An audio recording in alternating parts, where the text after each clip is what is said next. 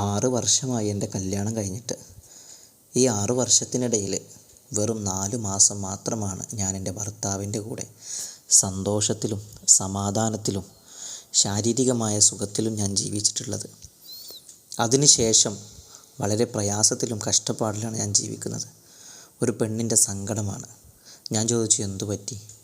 ആ പെണ്ണ് പറയുന്നത്, തൻ്റെ ഭർത്താവ് താനുമായിട്ട് ശാരീരികമായി ഫിസിക്കൽ റിലേഷനിൽ ഏർപ്പെടുന്നതിനേക്കാൾ അദ്ദേഹത്തിന് താല്പര്യവും അദ്ദേഹത്തിന് ശാരീരികമായ സുഖവും ലഭിക്കുന്നത് സ്വയഭോഗം ചെയ്യുമ്പോഴാണത്രേ. സുബ്ഹാനല്ലാഹ്. നോക്കൂ നിങ്ങൾ, കല്യാണം കഴിഞ്ഞ് വെറും 6 വർഷം മാത്രമായ ഒരു പെൺകുട്ടിയുടെ സങ്കടമാണ്. തൻ്റെ ഭർത്താവ് തൻ്റെ കൂടെ ശാരീരികമായ ഒരു ബന്ധത്തിനും വരുന്നില്ലത്രേ. വല്ലപ്പോഴും 15 ദിവസത്തിലോ മാസത്തിലോ ഒരിക്കൽ വന്നാൽ വന്നു. അതും ഭർത്താവിന് താല്പര്യമില്ല, എന്തോ ഒരു കടമ പോലെ ചെയ്തു തീർക്കുകയാണെന്നാണ് പറയുന്നത്. കല്യാണം കഴിഞ്ഞ തുടക്കത്തിലെ 2-3 മാസങ്ങൾ വല്ലാത്ത സന്തോഷമായിരുന്നത്രേ.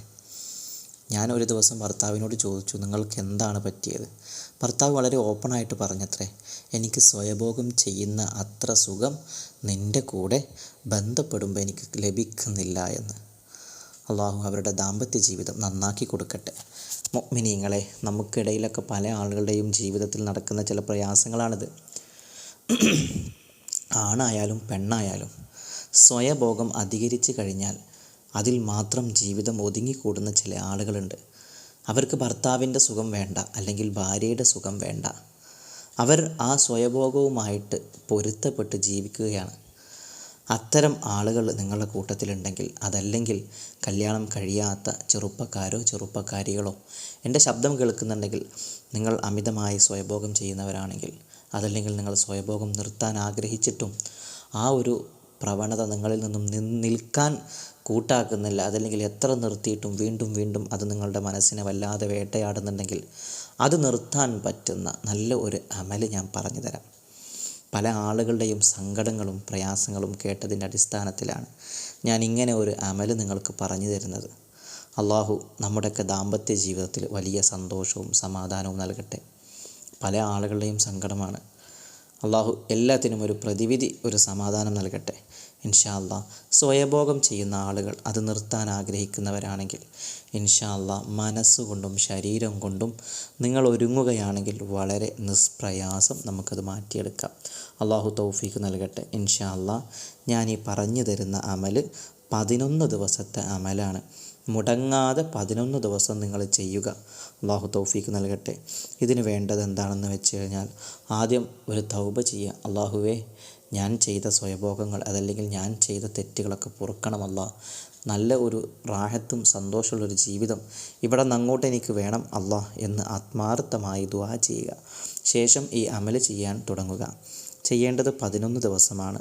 നമുക്കിതിനാവശ്യമായത് നല്ല വൃത്തിയുള്ള പനിനീരാണ് വേണ്ടത്.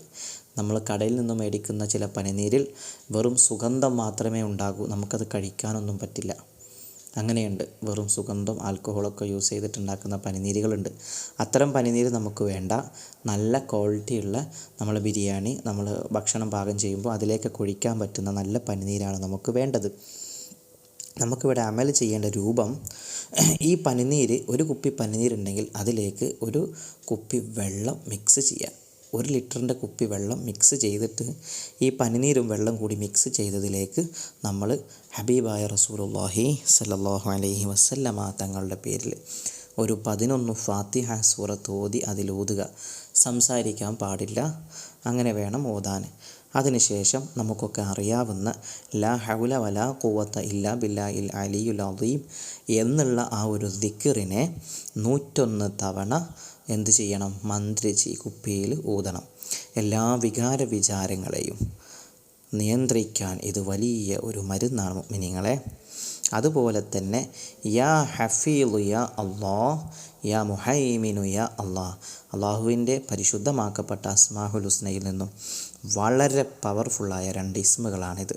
111 തവണ ഓരോ ഇസ്മും, യാ ഹഫീളു യാ അല്ലാഹ് എന്നുള്ള ഇസ്മും യാ മുഹൈമിനു യാ അല്ലാഹ് എന്നുള്ള ഇസ്മും 111 തവണ നിങ്ങൾ എന്ത് ചെയ്യണം? ഓതണം. അത് ചൊല്ലിയിട്ട് നിങ്ങൾ എന്ത് ചെയ്യണം? നിങ്ങൾ ഈ വെള്ളത്തിലേക്ക്, പനിനീരിലേക്ക് ഊതുക. അതിനുശേഷം ഇൻഷാ അല്ലാഹ് സൂറത്തുൽ മുഅ്മിനീൻ എന്ന് പറയുന്ന സൂറത്തിലെ 5-മത്തെയും 6-മത്തെയും അധ്യായങ്ങൾ അറിയാലോ. 5-മത്തെയും 6-മത്തെയും ആയത്ത് 11 തവണ നിങ്ങൾ എന്ത് ചെയ്യണം, ഓതിയിട്ട് ഈ കുപ്പിയിലേക്ക് ഊതുക. ഒന്നുകൂടെ ശ്രദ്ധിക്കുക. 11 ഫാത്തിഹ റസൂലുള്ളാഹിൻ്റെ പേരിൽ ഓതുക. ശേഷം ലാ ഹൗല വലാ ഖുവത ഇല്ലാ ബില്ലാഹിൽ അലിയുൽ അളീം എന്നുള്ളതിനെ 101 തവണ മന്ത്രിച്ച് കുപ്പിയിൽ ഊതുക. അതിനുശേഷം യാ ഹഫീദ് യാ അള്ളാഹ് എന്നുള്ളതും യാ മുഹൈമിനു യാ അള്ളാഹ് എന്നുള്ളതും 111 തവണ മന്ത്രിച്ച് കുപ്പിയിൽ ഊതുക. സൂറത്തുൽ മുഅ്മിനൂൻ എന്ന് പറയുന്ന സൂറത്തുണ്ട്, സൂറത്തുൽ മുഅ്മിനൂൻ. മുഅ്മിനൂൻ എന്ന് പറയുന്ന സൂറത്തിലെ 5-മത്തെയും 6-മത്തെയും ആയത്തുകൾ 11 തവണ മന്ത്രിക്കുക, അതിലേക്ക് ഊതുക. ഇൻഷാ അല്ലാഹ് ശേഷം നിങ്ങൾ എന്ത് ചെയ്യുക, ഈ വെള്ളം, പനിനീരും വെള്ളം കൂടി മിക്സ് ചെയ്ത ഈ ഒരു പാനീയം 7 ദിവസവും 11 ദിവസവും നിങ്ങളിത് ഉപയോഗിക്കുക. എങ്ങനെയാണിത് ഉപയോഗിക്കേണ്ടത്? രാവിലെയും രാത്രിയും ഉറങ്ങുന്നതിന് മുമ്പ് ഒരല്പം കുടിക്കുക. അതിനുശേഷം നിങ്ങൾ ഉറങ്ങുന്നതിന് മുമ്പ് ഒരല്പം എടുത്ത് നെഞ്ചിലും നെറ്റിയിലും ഒന്ന് തടവി കൊടുക്കുക. മുഖത്തൊക്കെ തടവുന്നത് നല്ലതാണ്. ഇൻഷാ അല്ലാഹ് ഇങ്ങനെ നിങ്ങൾ 11 ദിവസം മുടങ്ങാതെ ചെയ്യുക. ഓരോ ദിവസവും നിങ്ങളത് ഓതണം. ഒരു ദിവസം ഓതിയാൽ മാത്രം പോരാ, 11 ദിവസവും മുടങ്ങാതെ നിങ്ങളത് ഓതണം. ഇൻഷാ അല്ലാഹ് നിങ്ങളിങ്ങനെ ഒന്ന് ട്രൈ ചെയ്ത് നോക്കൂ. അള്ളാഹു വലിയ വിജയം തരട്ടെ. ഇത്തരം സാഹചര്യത്തിൽ നിന്നും വളരെ പ്രയാസപ്പെടുന്ന, ഇത്തരം സാഹചര്യത്തിലൂടെ വളരെ പ്രതിസന്ധികളിലൂടെ കടന്നു പോകുന്ന എല്ലാ ആളുകൾക്കും അള്ളാഹു അതിൽ നിന്നും വലിയ മാറ്റം നൽകുമാറാകട്ടെ. ഇൻഷാ അല്ലാഹ് ഈ ഒരു സ്വയഭോഗം ഇതിൽ നിന്നും പ്രയാസപ്പെടുന്ന ഒരുപാട് ആളുകളുണ്ട്. ഒരു തരം ഭ്രാന്തമായി ഇതിന് അഡിക്റ്റായിട്ടുള്ള ഒരുപാട് ആളുകളെ നമുക്കറിയാവുന്നതാണ്. ഇവിടെ നിരന്തരം ഓരോ കേസുകൾ വരുന്നതാണ് അത്തരം ഒരു പ്രവണതകൾ കാരണം.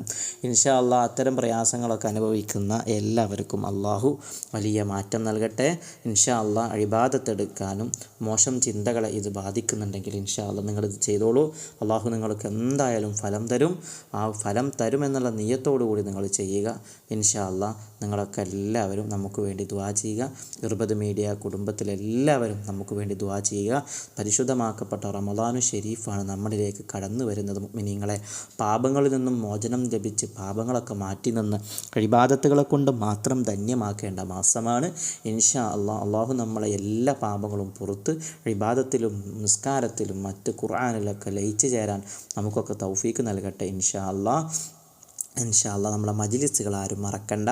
വെള്ളിയാഴ്ച നമ്മുടെ മജ്ലിസ് ഉണ്ടാകും. അള്ളാഹു തൗഫീക്ക് നൽകട്ടെ. അസ്സലാമു അലൈക്കും വറഹ്മത്തുള്ളാഹി തആല വബറകാതുഹു.